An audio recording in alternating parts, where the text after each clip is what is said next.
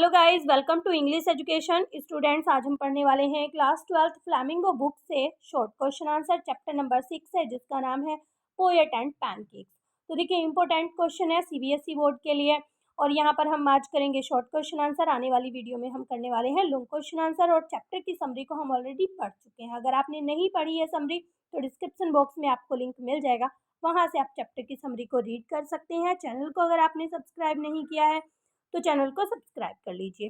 तो चलिए स्टार्ट करते हैं। फर्स्ट क्वेश्चन है, how does the writer describe the makeup room of Gemini studio. तो देखिए, जेमिनी स्टूडियो के मेकअप रूम को राइटर किस तरह से डिस्क्राइब करता है। The makeup room of Gemini studio had incandescent light. तो देखिए, बहुत ही गर्म होने वाली लाइटें जेमिनी स्टूडियो में लगी हुई थी। It also head light at all angles around large mirrors. तो देखिए, जो लाइट थी उनके चारों तरफ हर एक एंगल में बड़े बड़े मिरर्स लगे हुए थे, शीशे लगे हुए थे। The subjected to makeup had to face bright. तो देखिए, इससे जो मेकअप था, जिस फेस पर मेकअप होता था वो ब्राइट चमकता था और बहुत ज़्यादा हीट प्रोड्यूस वहाँ पर होती थी। It was on the upper floor of the building. ये बिल्डिंग के ऊपर वाले फ्लोर पर था। That was believe to have been Robert Clive stable. तो देखिए, ऐसा माना जाता था कि यहाँ पर कभी रॉबर्ट कैलिव का अस्तबल हुआ करता था। Bring out the humour in the job of the makeup man. तो देखिए, वो जो मेकअप मैन थे उनकी जॉब को बहुत हास्य बताया गया है, हास्यप्रद बताया गया है। तो देखिए, ये चीजें हमें यहाँ पर बतानी है। The makeup man came from all corner of the country and could transfer any decent looking person into a repulsive crimson colored paint and made people look uglier than they were in real life। तो देखिए, बताया गया है कि जो makeup man थे ना, वो कंट्री के हर एक कॉर्नर से आते थे और वो एक अच्छे भले आदमी को जो है बहुत अगलियर बना देते थे, भद्दा बना देते थे। मतलब इस तरह से लीपापोती कर देते थे, इतने कलर लगा देते थे कि अच्छा भला इंसान भी जैसा वो रियल लाइफ में था उससे भद्दा लगने लगता था। They use truck loads of pancakes. तो देखिए, यहाँ पर पैनकेक्स जो है एक प्रोडक्ट का नाम है, जो कॉस्मेटिक प्रोडक्ट है। तो देखिए, वो जो है ट्रक लोड करके, यानी कि इतना सारा मेकअप उन्हें लगाते थे। And locally manufactured potions and lotions. तो देखिए, पोशंस क्या होते हैं, कुछ ऐसी कॉस्मेटिक होते हैं जो लोकल एरियाज़ में बनाए जाते हैं, और कुछ लोशंस होते हैं। तो वो जो है ट्रांसफ़र कर देते थे एक्टर को। जो एक्टर होते थे ना, उनका लुक बिल्कुल बदल देते थे। नेक्स्ट क्वेश्चन है, how did lawyer unwittingly bring an end of end to a brief and brilliant career of a young actress. तो देखिए, वकील ने, वहाँ पर एक जेमिनी स्टूडियो में वकील भी थे जो वहीं पर काम करते थे। वकील ने कैसे अनजाने में एक युवा एक्ट्रेस को के छोटे से और शानदार कैरियर को ख़त्म कर दिया, देखते हैं। ए टैलेंटेड बट वेरी टेम्परामेंटल। तो टेम्परामेंटल यानी कि मनमोजी कह सकते हैं, या कुछ भी अचानक से कह देने वाले। तो देखिए, काफ़ी टैलेंटेड और टेम्परामेंटल एक्ट्रेस थी। उन्होंने जो है अपनी कूलनेस को सेट के ऊपर खो दिया, यानी कि अपना आपा उन्होंने खो दिया। The lawyer recorded her out burst and played it back. तो देखिए, जो लॉयर थे वहाँ पर, उन्होंने ये सब रिकॉर्ड कर लिया और बाद में इसको चला दिया। Much to her embarrassment. तो देखिए, वो जो एक्ट्रेस होती है ना, वो काफ़ी शर्मिंदा होती है। The actress from the countryside, जो एक्ट्रेस थी वो एक ग्रामीण क्षेत्र से आती थी। Was so terror struck that she retreated and never got back to film. तो देखिए, वो काफ़ी डर जाती है और वो कभी भी फिल्म के लिए वापस नहीं आती, यानी कि वो अपना कैरियर ख़त्म कर देती है। In this way his mischief making brought an abrupt means होता है अचानक, end to the brilliant actress career. तो इस तरह से ये जो शरारत थी, इससे अचानक से एक ब्रिलियंट एक्ट्रेस का कैरियर खत्म हो जाता है। Why did the magazine The Encounter ring a bell in the writer's mind? तो देखिए, एक मैगजीन का नाम दिया गया है, क्या है, द एनकाउंटर। इससे राइटर के माइंड में घंटी क्यों बजती है, ठीक है। Writer wanted to participate in a short story writing contest. तो देखिए, हमने पढ़ा था स्टोरी में कि जो राइटर होते हैं वो एक स्टोरी कॉन्टेस्ट में भाग लेना चाहते हैं। ऑर्गेनाइज बाय द एनकाउंटर, तो देखिए ये किस पत्रिका के द्वारा ऑर्गेनाइज किया गया था? एनकाउंटर के द्वारा, जो कि एक ब्रिटिश पब्लिकेशन था। तो देखिए बिफोर सेंडिंग हिज एंट्री, अपनी एंट्री को सेंड करने से पहले ही waited to confirm the authenticity of the periodical, तो देखिए उससे पहले वो जो है प्रमाणिकता को कंफर्म करना चाहते थे कि ये बिल्कुल सही है या नहीं है। So he visited the British Council library, तो इसलिए वो एक ब्रिटिश काउंसिल लाइब्रेरी में जाते हैं। When the author read the editors name, तो देखिए वहाँ पर जाकर जब जो एडिटर हैं उस पत्रिका के, उसका नाम वो पढ़ते हैं। ए बेल रंग इन हिज माइंड, तो उनके दिमाग में एक घंटी बजती है। It was Stephen Spender the poet who had visited the Gemini studio, तो देखिए ये कौन थे? अभी हमने पढ़ा एडिटर का नाम क्या था? स्टीफन स्पेंडर था, जो कि जेमिनी स्टूडियो में विजिट जिन्होंने किया था। What was significant about the book which the author took from roadside, तो देखिए ऑथर ने रोड साइड से एक बुक परचेज की थी, तो उसका क्या महत्व था ये हमें बताना है। तो बुक का नाम क्या था? द गॉड दैट फेल्ड, तो देखिए एक मैगजीन उन्होंने एक बुक ली थी जिसका नाम क्या था? The god that failed was the name of the book, ये बुक का नाम था। Which caught the attention of the author, तो देखिए ऑथर की अटेंशन को ये बुक खींच लेती है। It contain the essay of 6 eminent man, तो देखिए इसमें ऐसे थे इस बुक के अंदर 6 प्रसिद्ध लोगों के ऐसे थे।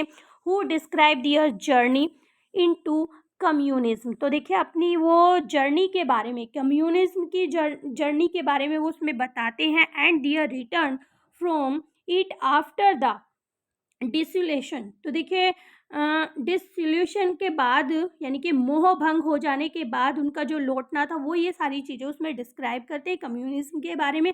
और मोह भंग हो जाने के बाद उनकी जो जर्नी थी रिटर्न की, उसके बारे में वो बताती हैं। It suddenly assumed great significance for the author as he discovered that one of the essay had been written by Stephen Spender, तो देखिए उनमें से एक ऐसे स्टीफन स्पेंडर के द्वारा, हमने पढ़ा कि 6 ऐसे लिखे हुए थे 6 अलग अलग लोगों के द्वारा, तो उनमें से एक ऐसे था जो स्टीफन स्पेंडर के द्वारा लिखा गया था। The poet who had visited the studio, और ये वही पोएट थे जो कि जेमिनी स्टूडियो में आए थे। He now understood the reason for having been invited, तो देखिए अब जो राइटर होते हैं वो स्टीफन स्पेंडर को वहाँ पर इनवाइट किए जाने का रीज़न समझ जाते हैं। What do you understand about the author's literacy inclination from the account, तो देखिए नेक्स्ट क्वेश्चन में पूछा गया है लेखक के साहित्यिक सुझाव के बारे में आप क्या समझते हैं। तो देखिए the author was very knowledgeable young man whose job required him to pore over the newspaper all day long, तो देखिए हमने पढ़ा था चैप्टर में कि वो जो है पूरा दिन पेपर की कटिंग करते रहते हैं, पेपर को चिपकाते रहते हैं जो न्यूज़ उसमें आती है। तो देखिए जो ऑथर थे वो एक नॉलेजेबल, बहुत ज्ञानी थे, यंग मैन थे, और वो जो है पेपर पर सारा दिन काम करते रहते हैं। His interest in creative writing, तो देखिए उनका इंटरेस्ट किस में था? क्रिएटिव राइटिंग में था। And participating in story writing contest indicates his interest in literature, तो देखिए वो जो है पार्टिसिपेट करते हैं स्टोरी राइटिंग में, इससे हमें पता चलता है कि वो जो है लिटरेचर में काफ़ी इंटरेस्ट रखते हैं। दिस इंटरेस्ट वाज सो कीन, और ये इतना ज़्यादा था that he read books on various subject, कि वो जो है अलग अलग सब्जेक्ट पर बुक पढ़ते रहते हैं। And went about buying them even when he was short of money, तो देखिए वो उन्हें खरीदते हैं चाहे उनकी कीमत कितनी भी कम हो, क्योंकि पैसों की उनके पास कमी थी, तो फिर भी वो उस किताबों को खरीदते रहते हैं। What kind of people according to the author are meant for purpose for pros writing, तो देखिए व्हाट काइंड ऑफ पीपल, किस तरह के जो लोग हैं ऑथर के अनुसार वो प्रोज राइटिंग के लिए होते हैं, ये राइटर कह रहे हैं यहाँ पर। तो देखिए according to the author prose writing is not pursuit of a genius, तो देखिए यहाँ पर जो ऑथर हैं वो कह रहे हैं कि ये प्रोज राइटिंग जो है ना, गद्य लेखन जो है ना, वो किसी भी जीनियस प्रतिभाशाली व्यक्ति का काम नहीं है। It is for the patient, क्योंकि ये बहुत धैर्य का काम है। परसिस्टेंट, ये दृढ़ निश्चय जो लोग करते हैं उनका काम है preserve drugs whose heart can take rejection, और इन लोगों का काम है जो कठिन परिश्रम करें और रिजेक्शन को भी वो बर्दाश्त कर सके। And whose spirit keep trying does not get killing so easily, और ऐसे लोग जो हैं लिटरेचर को लिखते हैं, ऐसे लोग प्रोज को लिखते हैं जो कि हमेशा ट्राई करते रहें, कोशिश करते रहें, अपनी कोशिश को जारी रखें, और वो जो है कभी भी थके नहीं, आसानी से मरे नहीं। ठीक है, नेक्स्ट क्वेश्चन है why was Gemini Studio a favourite haunt of poets. तो देखिए जो जेमिनी स्टूडियो था वो पोएट्स के लिए पसंदीदा अड्डा क्यों था। Gemini Studio was favourite haunt of poets and it had an excellent mess. तो देखिए मैस मीन्स यानी कि कैंटीन आप कह सकते हैं, which supplied good coffee at all time of the day and for most part of the night. तो देखिए जेमिनी स्टूडियो उनकी फेवरेट हाउंट क्यों थी, फेवरेट अड्डा क्यों था, क्योंकि जो पोएट थे ना उन्हें वहाँ पर एक एक्सीलेंट मैस मिलता था जिसमें पूरा दिन और रात में भी कुछ समय तक कॉफ़ी सप्लाई की जाती थी। Meeting there was a satisfying entertainment. तो देखिए वहाँ पर वो काफ़ी एंटरटेनमेंट करते थे जो बहुत संतुष्टि भरा होता था। Moreover mister Vasan was a great admirer of scholarly people. तो देखिए मिस्टर वासन जो थे वो जो विद्वान लोग थे उनके काफ़ी प्रशंसक भी थे। Pros writing is not and can not be true pursuit of genius says the author, explain the statement. तो देखिए ये क्वेश्चन इसी से रिलेटेड हम पहले भी पढ़ चुके हैं। तो प्रोज राइटिंग को पोएट कहते हैं कि वो जो है जीनियस लोगों का काम नहीं है, वो ऐसा नहीं कर सकते हैं, ऐसा ऑथर कहते हैं। इस स्टेटमेंट को हमें एक्सप्लेन करना है। In the statement the author says that pros writing can not be true pursuit of the genius because it was always rejected. वो कहते हैं कि ये जीनियस लोगों का काम नहीं है क्योंकि जो प्रोज राइटिंग है वो हमेशा रिजेक्ट होती रहती है। जरूरी नहीं है हमने कोई आर्टिकल लिखा, कोई ऐसे लिखा, कोई स्टोरी लिखी तो वो सेलेक्ट हो जाए, वो रिजेक्ट हो सकती है।